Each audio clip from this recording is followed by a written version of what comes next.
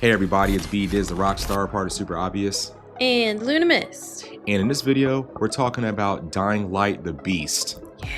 Let's go. How do I get up the tower? It's almost impossible.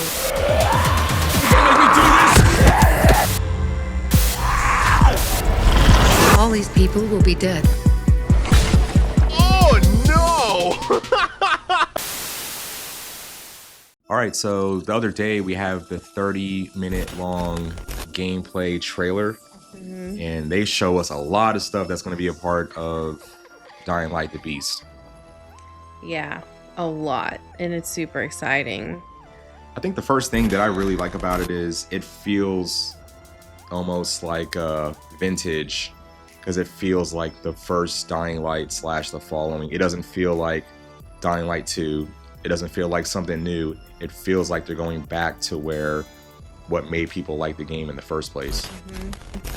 The graphics are just wow. Like, wow. It looks like you're really there. I'm just envisioning us playing it with like a VR headset at one day, and you would feel like you're really living and breathing that game. The way they've done the weather, just the way the sun is, the way the textures are on all the things, like every tiny detail is there, and it's just awesome. Yeah, the rain and the wind makes you feel like you're really outside in a storm, as if dealing with this zombie apocalypse wasn't already enough shit. So one thing that we were kind of concerned about, but we later feel like we're okay now, it seemed like at first when you kill bodies you can't loot them, but it seems like you can. Yeah, it just wasn't showing us in the trailer. Initially in Dying Light 2, they took that feature out for some reason. Like with the humans, when they wouldn't drop their weapons or anything, and then eventually they finally gave it to us after complaining enough about it. Now we get their weapons when they drop it. Yeah, Techland does listen to their fans. They just take a while. Yeah. So, the game is supposed to come out towards the end of August. Yep. 22nd. If it doesn't get pushed.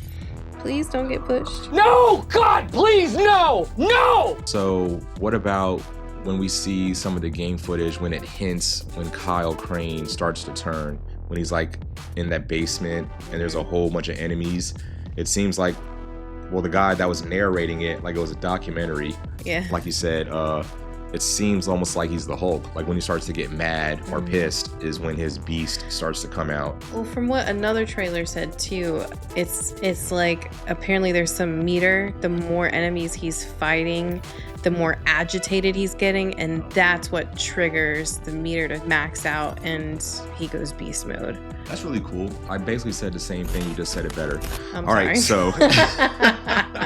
so when the first hint of the beast mode happens, he basically he one hit kills everyone. He rips people in half. He grabbed one zombie by the face and just crushed his head with one hand. Yeah, he's got super strength for real. And it seems kind of like temporary though. It doesn't last a long time. It's kind of like quick. That's cool.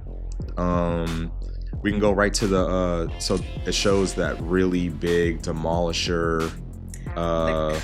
Chimera, I think is what they call it. Yeah, it's like a big demolisher. Volatile hybrid. So once Kyle Crane turns into beast mode again, he basically just jumps on it and rips its head off. Yeah. Like it's nothing. Yep. And then he extracts a blood sample from it. He keeps one for the hell of it and injects himself with the other one. Yeah. And then after watching the video, that's how you upgrade or unlock the skill tree of the beast. Right.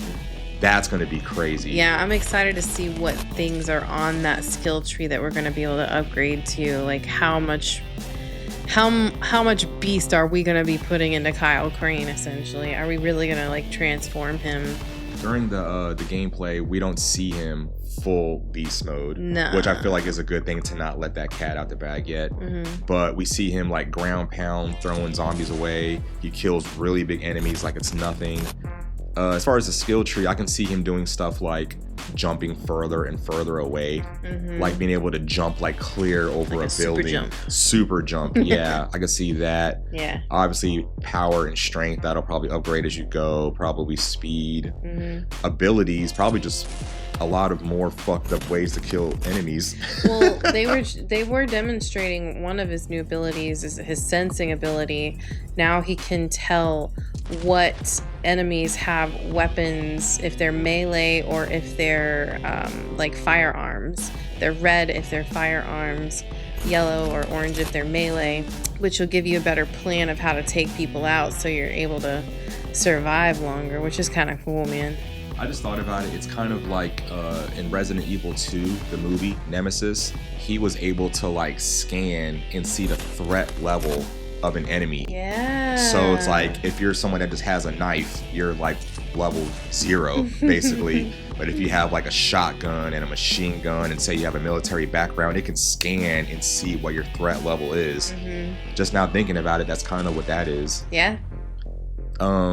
So now in this Dying Light the Beast, there's bullet time, which is so awesome in a game like this. They did not have bullet time before. It's kind of like in Days Gone, there was bullet time. So in Dying Light the Beast, they have bullet time now. That's a really cool upgrade. Yeah.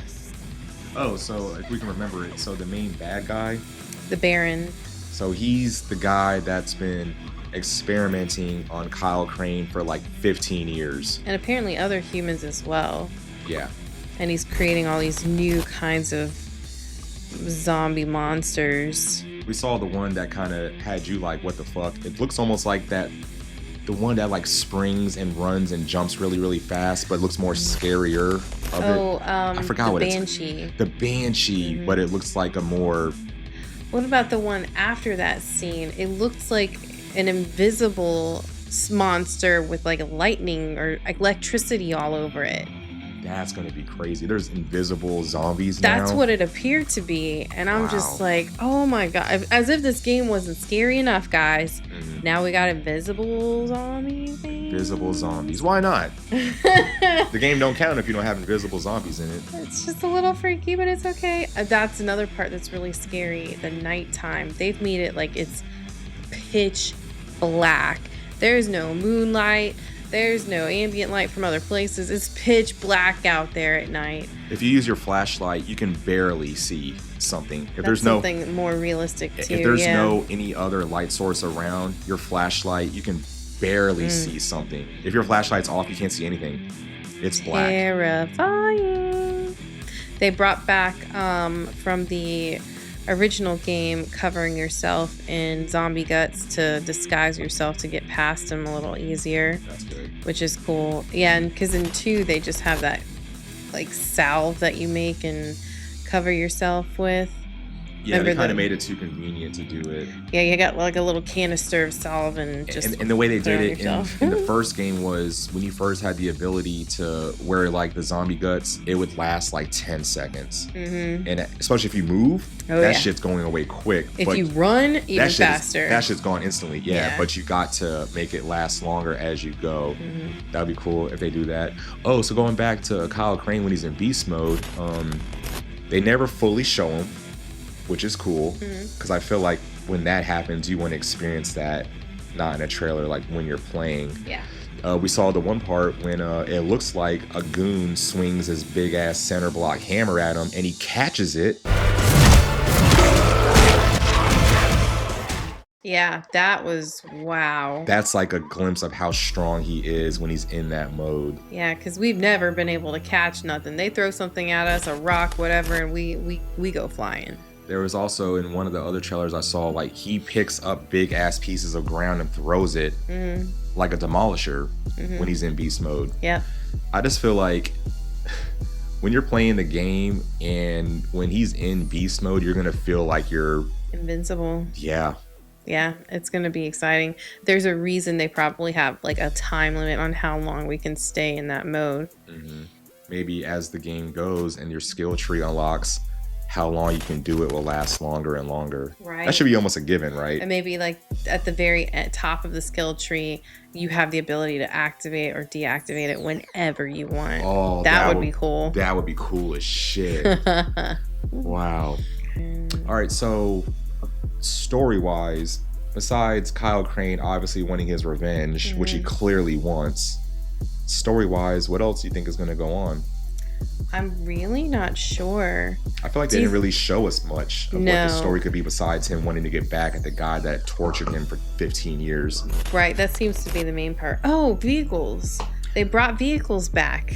So we get to drive a little pickup truck, which is cool. Yeah. And it's almost like the buggy in the following. You're going to have to maintenance it, fuel it with gas. If you're hitting too many enemies or falling off of cliffs and crashing into walls, you're going to have to fix the truck. But that will make getting around a lot easier. I know before we're getting a lot of the footage now, initially Techland was saying how the game it's like bigger than Dying Light 1, but not as big as the following, but it's supposed to be a lot more dense. Like it's supposed to be like really jam-packed with how much is in however big the game is. But if they're giving us a truck, that makes me feel like it's big enough to where you might need it, which means like there should be enough ground to explore and play, which to me is good news. Yeah. Absolutely. I'm just excited, man. I want to play it now. Hopefully the game doesn't get pushed, because Techland is very bad at doing that. It's because they want it to be perfect. They want it to be perfect. Yeah. I can appreciate that to an extent. However, I don't want it to come out like Cyberpunk and be broken as hell before we can ever play it. Yeah, if you make us wait, please let that shit be acceptable. At least, Techland, please. I know we don't know a whole lot, but during the gameplay trailer, we hear him talking on his headset with some woman. Yeah. So maybe he has some kind of team behind him. Like, who are these people? Yeah. We don't really know anything about it. We don't know. You think he's gonna run into Aiden anytime? For fan service, they definitely should. Absolutely. I don't know if they'll do it though.